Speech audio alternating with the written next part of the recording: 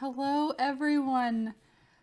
We're on chapter 24, the last chapter of Not by Sight. Let's just jump right in.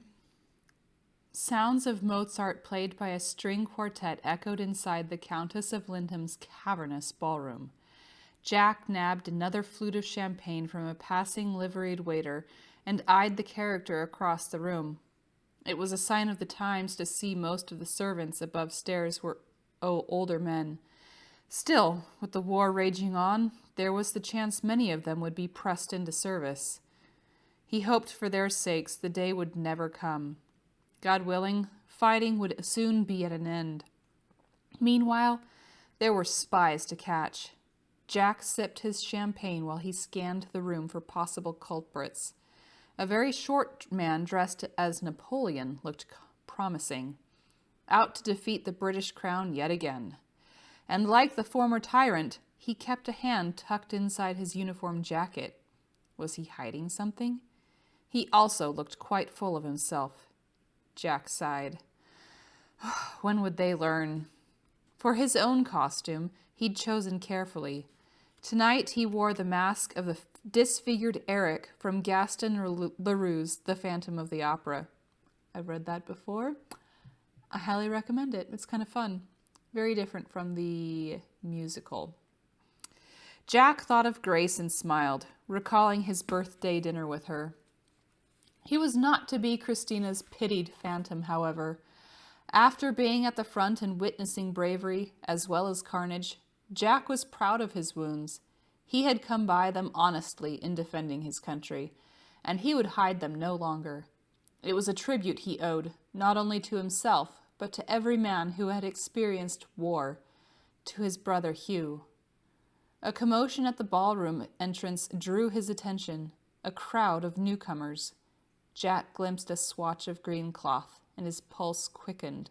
Grace? Robin Hood. His hope deflated as a man clad in the green tunic and tights of the legendary forest prince entered through the elaborate double doors.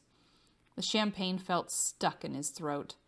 He'd been foolish to think she would come here tonight.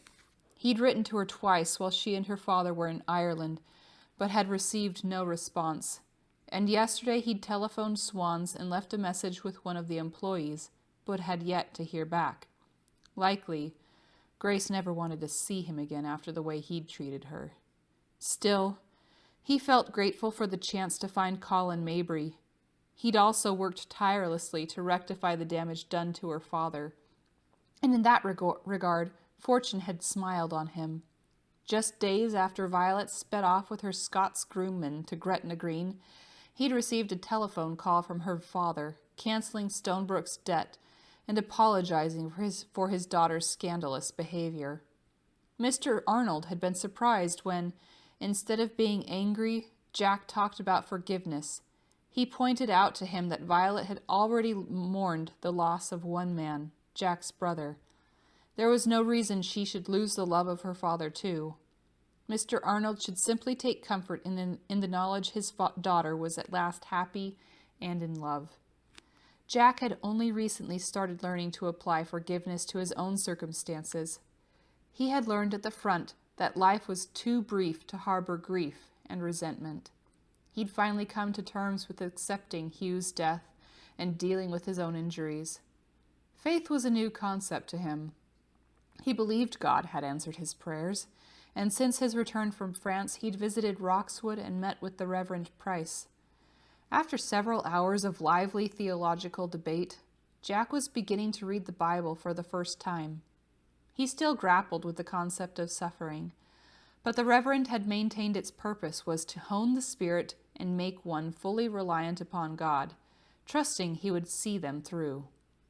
Would God see him through this? Jack wondered. His heart felt heavy as he again looked toward the door.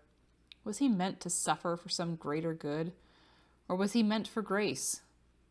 The blue gauntlets and capes of several musketeers appeared, like a flock of bluebirds in their white-plumed hats, as they laughingly ventured forward.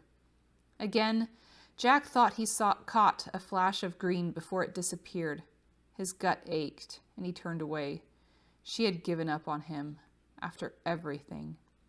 He turned again and caught a splash of auburn behind the musketeers, before a beautiful woman in emerald pushed through the crowd. She clutched a gold box and slowly approached. Jack felt as if he were in a dream. "Grace," he said hoarsely as she came to stand before him. Her emerald eyes gleamed, and Jack drank in her presence, from the riot of red curls bound in green ribbon to the beautiful eyes, her perfect nose, and her rosebud mouth that now quivered with mischief. With a gloved hand, she opened the small gold box and held it out to him. When he finally tore his gaze from her, Jack glanced into the box. A single red rose lay at the bottom. "And after she'd wrought all manner of trouble on the earth," Grace said softly, her words reaching to the depths of his heart, "what remained in the box was hope." She moved close and reached to touch his cheek. "Hope for a better future. Hope for us." He grasped her hand in his. "And faith?"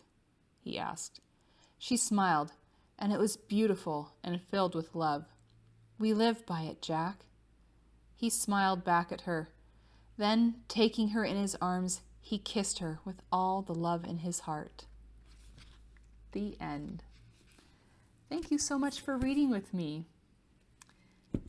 And thank you all for your patience as it took so long to finish reading this story to you guys. If you have any recommendations, I am always open. Thank you.